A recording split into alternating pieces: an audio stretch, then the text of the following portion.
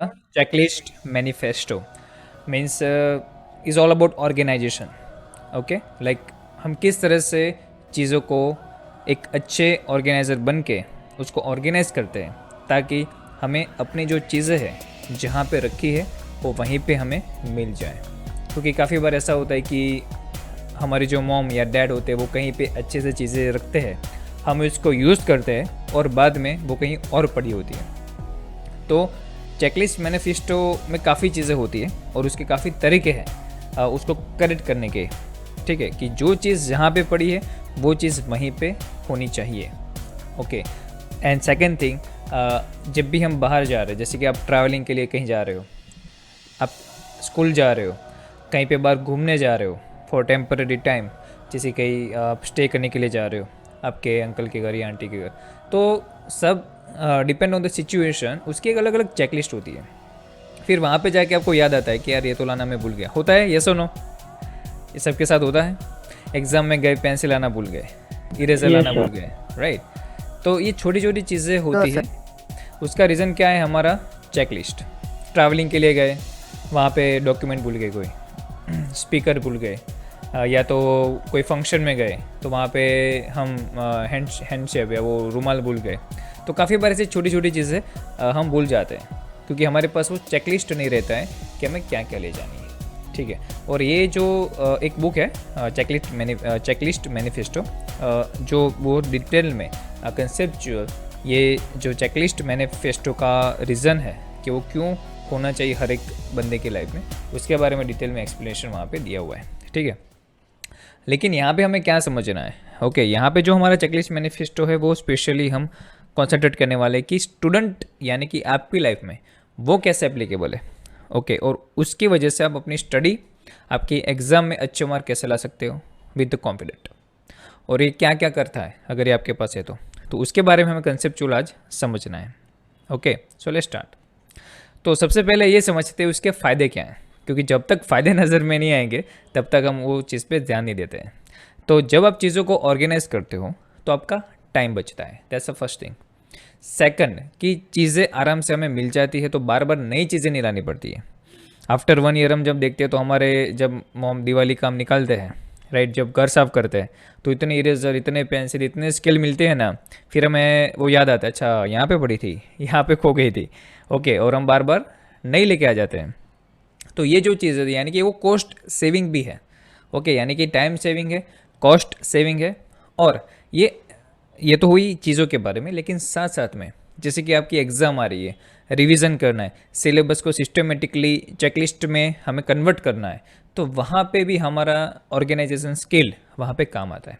ठीक है, तो वहाँ पे क्या होता है, हम टास्क बेस्ड काम करते हैं, हमारा एक प्रायोरिटी होता है, वो प्रायोरिटी को हमें कंप्लीट करना रहता है। तो हमें पता चलता है कि मुझे कौन सी चीज़ कब करनी है। तो ये भी एक स्किल है, okay, which is called organisation skill. तो ये चीज़ों को ऑर्गेनाइज करना, ओके, थिंग्स को तो करना ही है, लेकिन साथ साथ में जो कंसेप्चुअल थिंग्स है, जो सिलेबस है आपका, उसको भी आप अच्छे से ऑर्गेनाइज कर सकते हो। ठीक है, वो सब हम डिटेल में बात करने वाले हैं।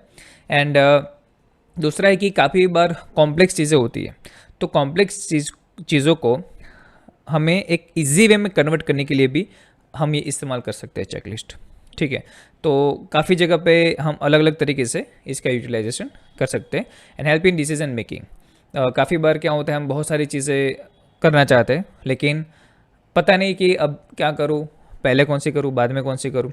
तो उसमें फिर हम प्रायोरिटीज़ डिसाइड करते हैं, यानी कि हमें वो डिसीजन जब हमारी चीज़ें हमारे सामने होती है तो we can take the decision easily.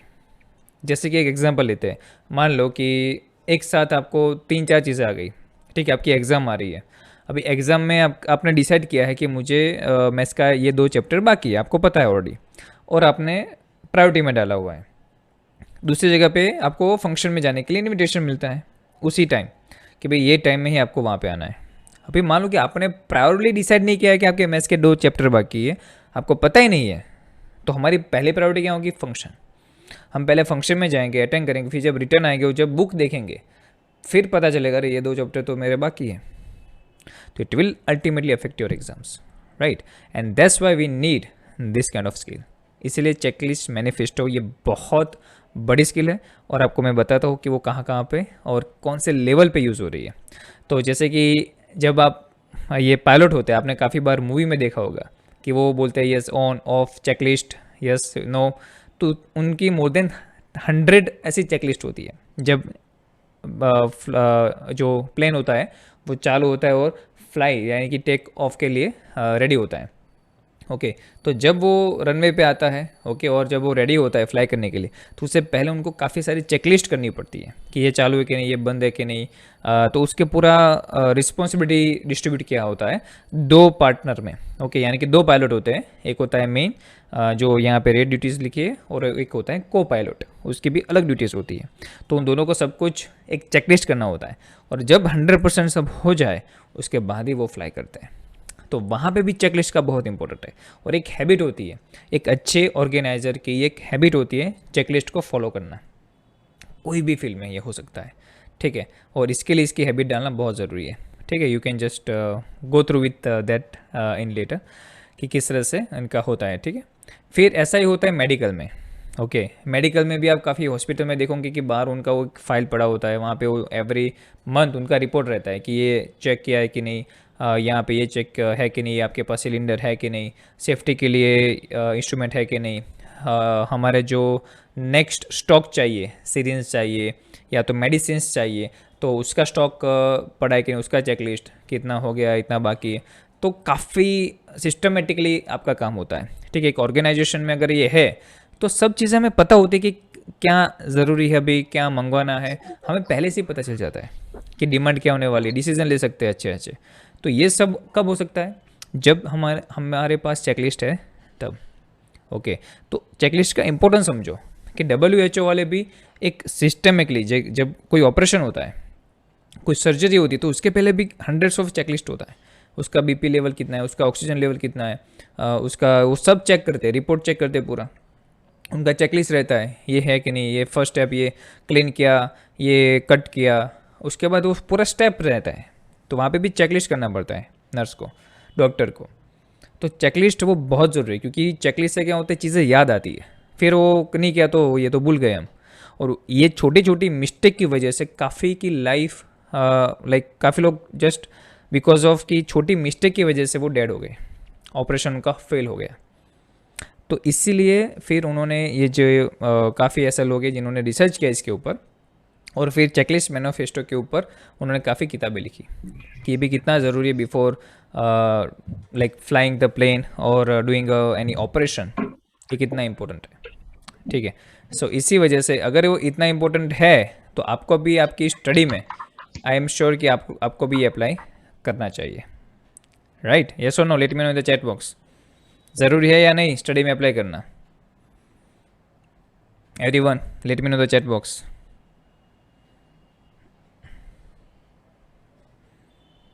Great. तो अभी जिस तरह से ये लोग सिस्टम में आए हैं, वैसे एक हमारी सिस्टम होनी चाहिए। एक अच्छे स्टूडेंट की एक ये स्किल है कि वो एक अच्छा ऑर्गेनाइजर होना चाहिए। कल उठ के वो, जैसे कि अगर उसका बिजनेस करना है उसको, या तो उसको कोई जॉब करनी चाहिए यहाँ पे, तो उनकी भी कुछ सिस्टम उसको फॉलो करनी ही करनी है, ठीक है। यानी कि आपको वो करना ही पड़ेगा कि भाई ये चीज़ हो ही नहीं, ये टास्क कंप्लीट हुआ है कि नहीं, प्रोजेक्ट कंप्लीट हुआ कि नहीं।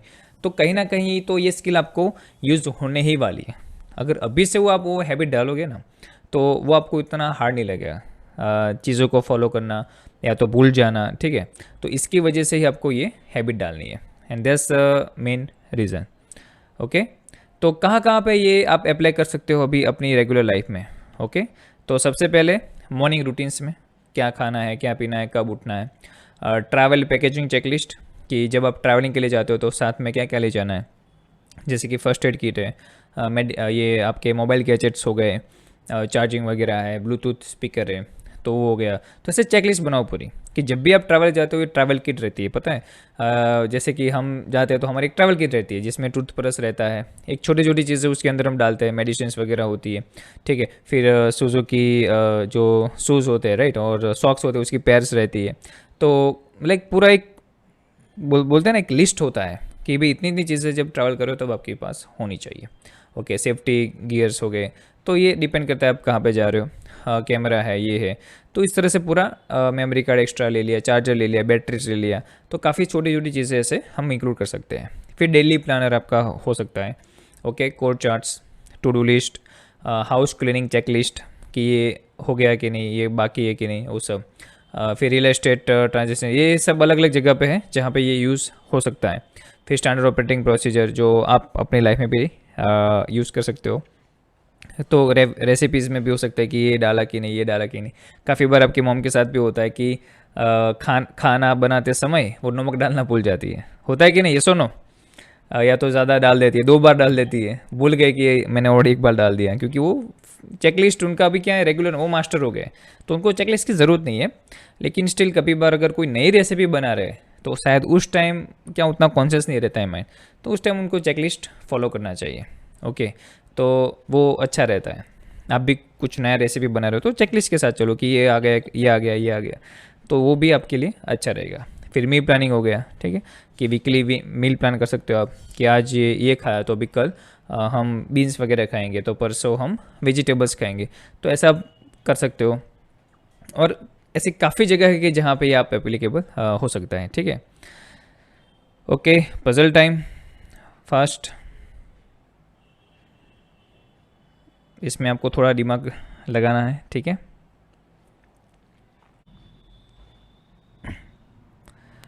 No idea. No idea, answer is zero.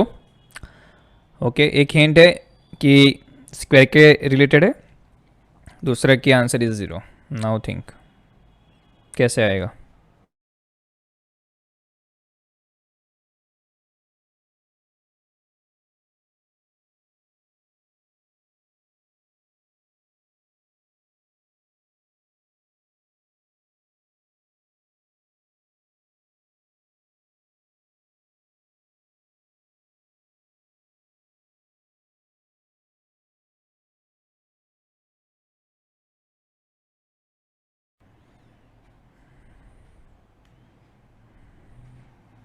कुछ पता चल रहा है? Yes sir. तो आ गया आंसर ज़ीरो, यानी कि हमें उसका जो सेकंड नंबर उसका स्क्वायर रूट निकालना है, और जो ओरिजिनल नंबर है उससे हमें माइनस करना है, तो हमें आंसर मिलता है। क्लियर एवरीवन, किसी को डाउट है इसमें? No doubt sir. Okay, great. No doubt sir. Okay, let's continue.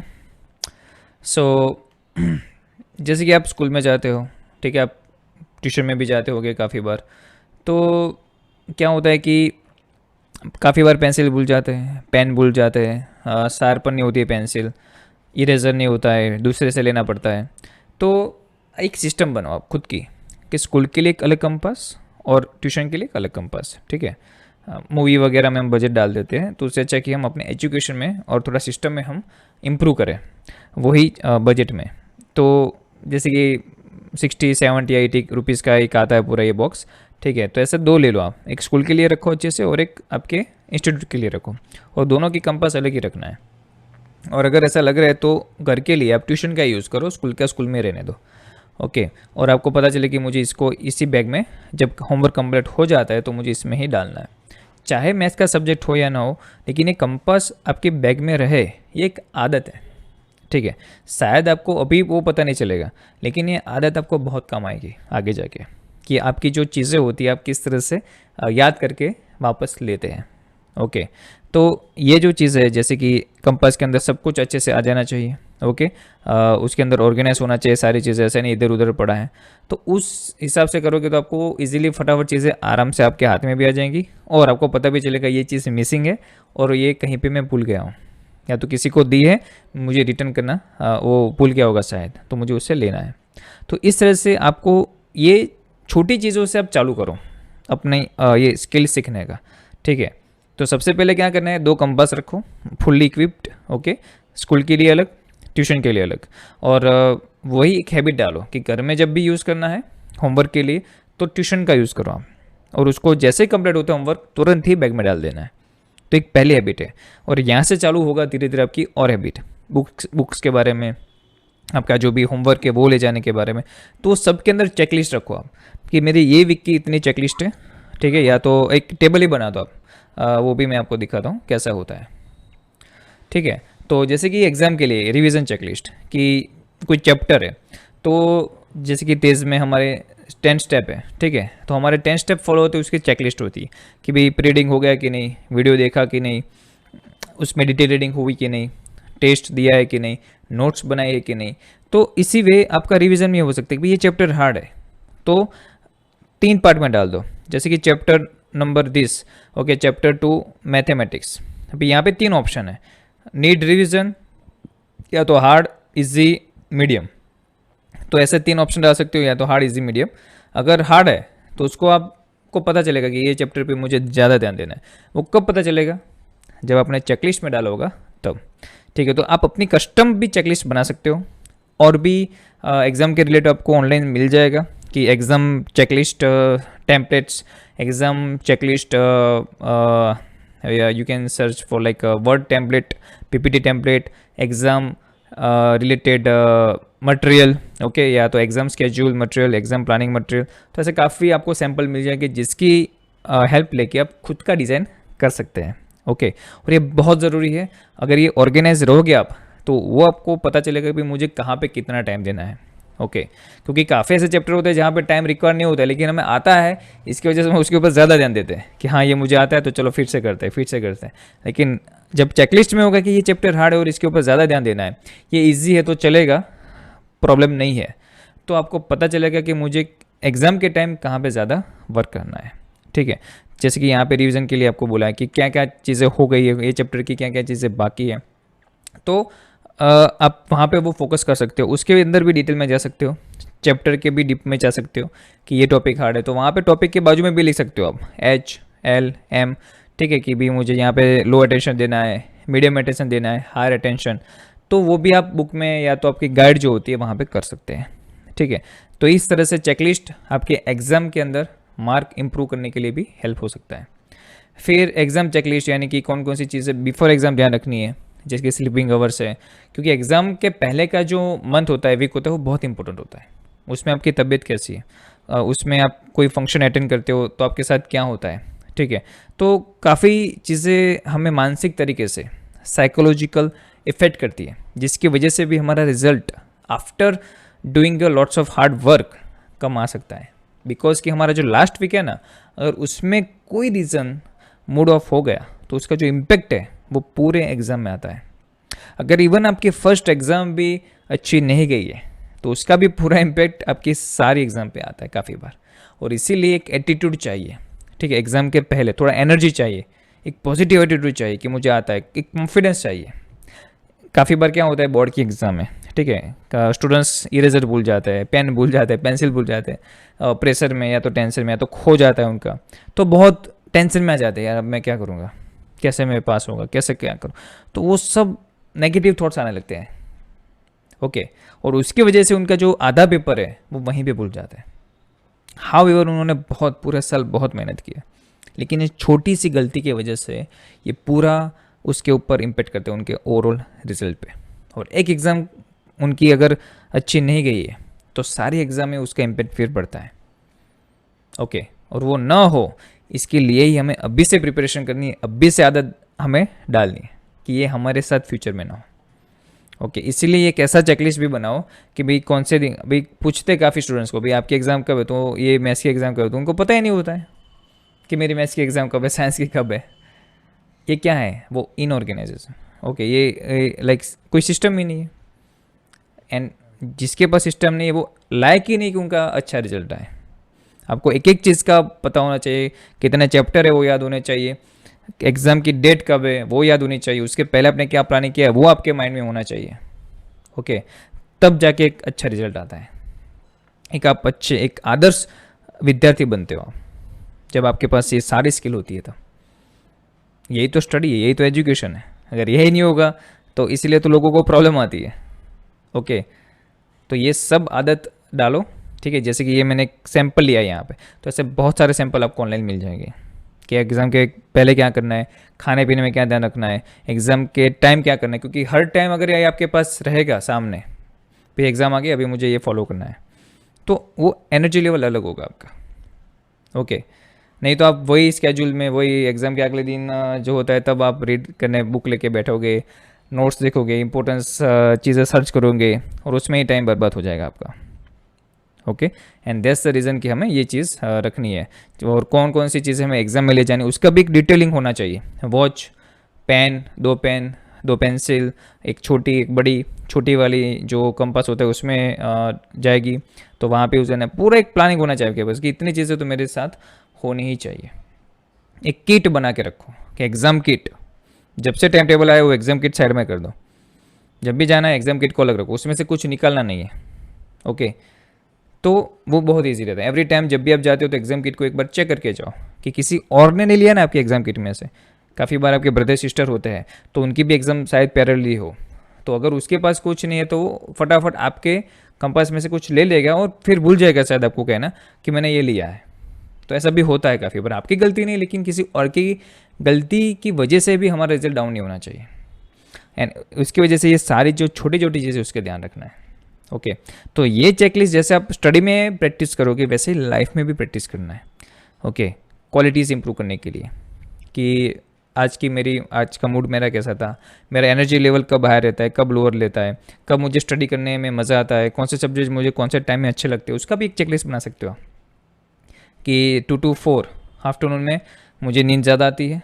Okay, तो चेकलिस्ट कि आज मैंने कितना किया, आज इतने में, तो एक रिपोर्ट बनेगा। और जब रिपोर्ट होता है तब आपको कुछ पता चलता है कि मेरे साथ क्या हो रहा है, मेरा माइंड कैसे काम कर रहा है, और उस हिसाब से मुझे कैसे ऑपरेट करना है। वो सिस्टम को, आपको माइंड को जान के आपको उस सिस्टम के हिसाब से आपको सब्जेक्ट, आपका काम, आपका लोड वो डिस्ट्रीब्यूट करना है। काफ़ी लोगों को नाइट में बहुत मज़ा आता है कि मुझे तो 9 to 11 में पढ़ाई करने का बहुत मज़ा आता है। किसी का मूड ही नहीं होता है 6 to 8 में रीड करने का। 6 to 8 टाइम ही ऐसा है कि आई थिंक बहुत रेयर लोग हो गए जो 6 to 8 में पढ़ने के लिए बैठते हैं, कि वो टाइम ही ऐसा है कि खेलने जाना है, बाहर जाना है, ठीक है, और इस तरह से हमारा टाइम वो डिस्ट्रीब्यूट होता है। And that's the main reason कि हमें ये ध्यान रखना है। तो अगर आपको ये पूरा अच्छे से करना है तो आपको ये टाइम मैनेजमेंट सीखना पड़ेगा, चेकलिस्ट सीखना पड़ेगा। Just give me 2 minutes।